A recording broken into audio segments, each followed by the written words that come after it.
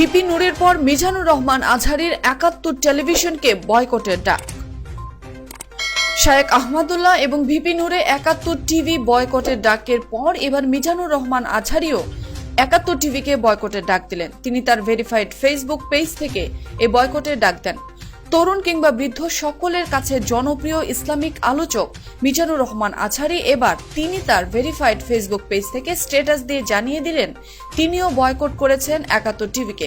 তার ফেসবুক স্ট্যাটাসে বলা হয়, ইসলাম বিদ্বেষী আলোচনা ৭১ টিভিতে করা হয়, তাই আমি ৭১ টেলিভিশনকে বয়কট করলাম। আপনারাও ৭১ টেলিভিশনকে বয়কট করুন, এমনটাই আহ্বান জানিয়েছেন খ্যাতিমান জনপ্রিয় এই ইসলামিক স্কলার মিজানুর রহমান আজহারী। অন্যদিকে শায়েখ আহমদুল্লাহ ৭১ টেলিভিশনকে বয়কটের ডাক দেওয়ার পর থেকে কমতে শুরু করেছে ৭১ টিভি পেজের লাইক সংখ্যা। একদিনে ৩০,০০০ প্লাস লাইক কমেছে, এখনো কমছে। এছাড়া ভিপি নূরও ৭১ টিভির মতো মিডিয়াকে বর্জনের ডাক দিয়েছেন। উল্লেখ্য যে গত কয়েকদিন আগে ডাকসুর সাবেক ভিপি নুরুল হক নূর ৭১ টিভিকে প্রথম বয়কটের ডাক দেন। এরপর মিজানুর রহমান আজহারীর মতো ব্যক্তির কাছ থেকে ৭১ টেলিভিশনকে বয়কটের ডাক আসলো।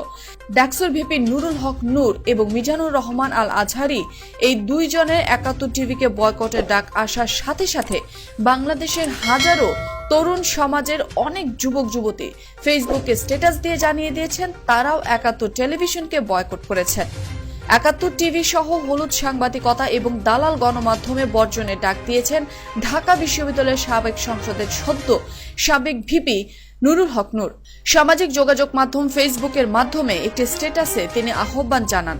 তিনি বলেন, বিভিন্ন সময়ে ৭১ টিভি পক্ষপাতমূলক এবং উদ্দেশ্য প্রণোদিত সংবাদ জনমনে বিভ্রান্তি সৃষ্টি করে, তাই ৭১ টিভিতে কথা বলার ইচ্ছে ও রুচি নেই। অন্য এক স্ট্যাটাসে নুরুল হক নূর বলেন, ৭১ টিভি কর্তৃপক্ষের কাছে সবিনয়ে জানতে চাই, আপনারা যেভাবে সংবাদ উপস্থাপন করেন এগুলো কি সাংবাদিকতা বা গণমাধ্যমের নীতিমালায় পড়ে? এগুলো কোন গণমাধ্যমের কাজ? তিনি তার সহযোদ্ধা শুভাকাঙ্ক্ষী সমর্থকদের উদ্দেশ্যে বলেন, সকল ধরনের হলুদ সাংবাদিকতা এবং দালাল গণমাধ্যম বর্জন করুন। সেই সাথে তিনি আর ৭১ টেলিভিশন দেখবেন না বলে দৃঢ় প্রত্যয় ব্যক্ত করেন।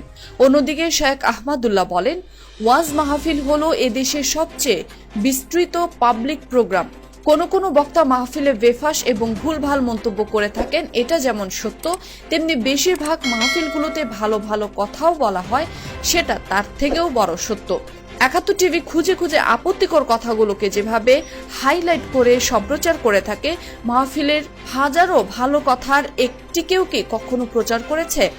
গণমাধ্যম মানে কি শুধু ময়লা আবর্জনা ঘাটার যন্ত্র? কোনো মূর্খ বক্তা ওয়াজ মাহফিলে নারীকে নিয়ে বেফাস এবং মূর্খতা সুলভ উক্তি করে, এটা অসত্য নয়। তাই বলে সেসব বক্তব্যের কারণে ধর্ষকরা নারী ধর্ষণে উদ্বুদ্ধ হয়? একটি টিভি চ্যানেল এত নির্লজ্জা, মিথ্যাচার এবং কুৎসিত মন্তব্য করতে একটুকু বাধল না?